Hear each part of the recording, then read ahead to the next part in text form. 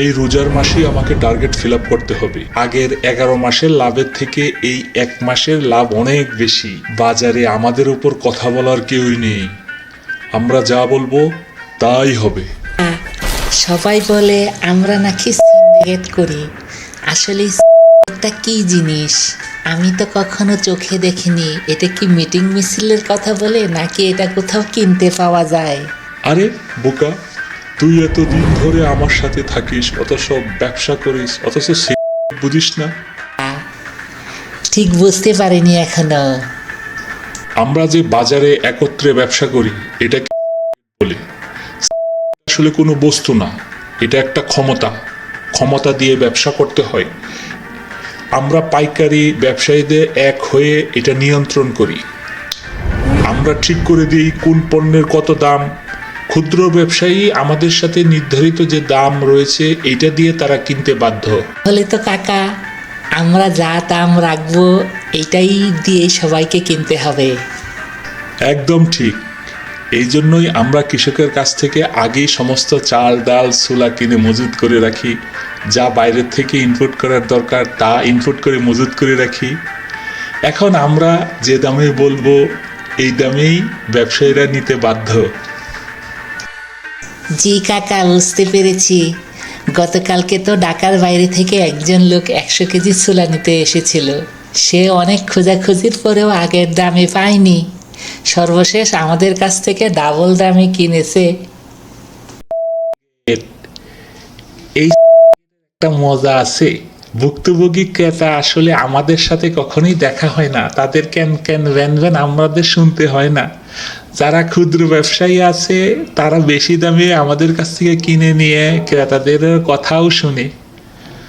আমরা তো সরাসরি ক্রেতাদের মুখোমুখি হই না কখনো।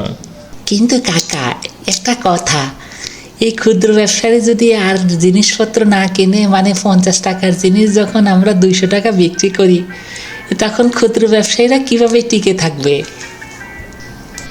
ব্যবসা মানেই লাভ। আমি চাই টাকা, আরো অনেক টাকা। এই সমাজে টিকে থাকতে হলে টাকা ছাড়া আমি আর অন্য কিছুই বুঝি না।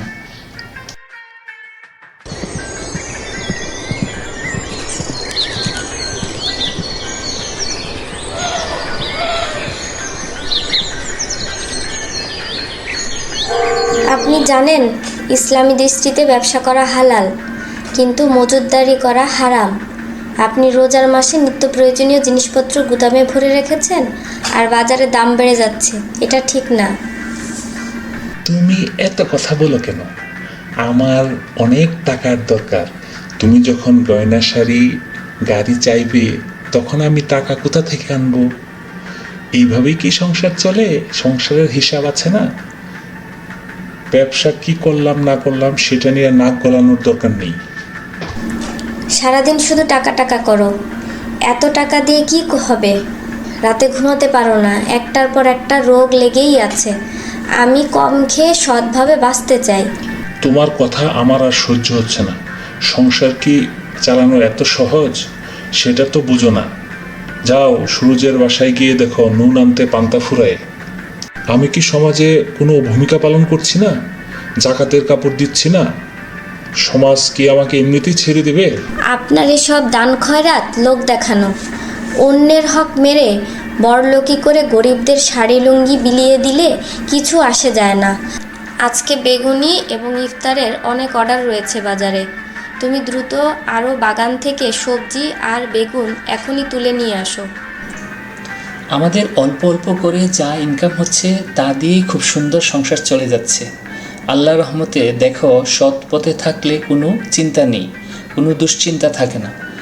আমাদের যা আছে আমরা তাই নিয়ে খুশি। আমরা যা করি মন দিয়ে করি। আমার বেগুনি বাজারের সবাই খায়, প্রশংসা করে, এতে তৃপ্তি পাই। হ্যাঁ, আমরা আসলে মতিবাই থেকে অনেক সুখে আছি।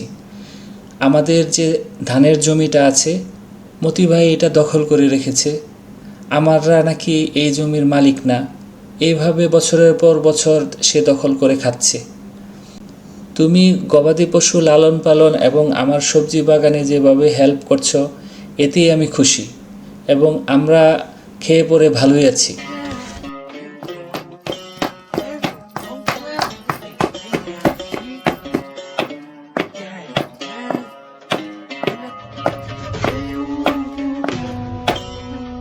আসেন আসেন মতি ভাই, কি অবস্থা, কেমন আছেন?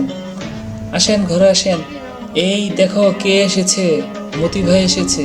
আসসালামু আলাইকুম মতি ভাই, আপনি এসেছেন, আমরা খুব খুশি হয়েছি। আপনি বসুন, আপনার জন্য আমরা ইফতার নিয়ে আসছি।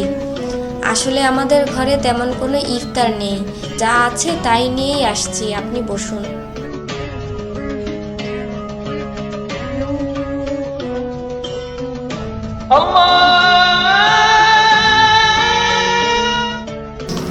সুরজ, তুমি কি জাদুকরি বেগুনি আমাকে খাওয়ালে। খাওয়ার পর থেকে আমি এত তৃপ্তি পেয়েছি, পৃথিবীতে এত সুস্বাদু খাবার আমি মনে হয় এর আগে কখনো খাইনি।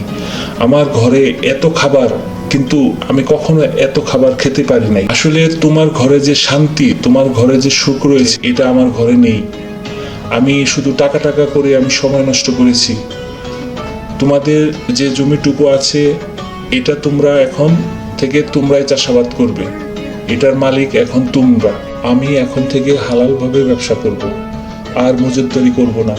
কারণ তোমাদের এই ছোট্ট কুটিরে যে সুখ আমি দেখেছি, সেই সুখ আমার অট্টালিকাতে নেই।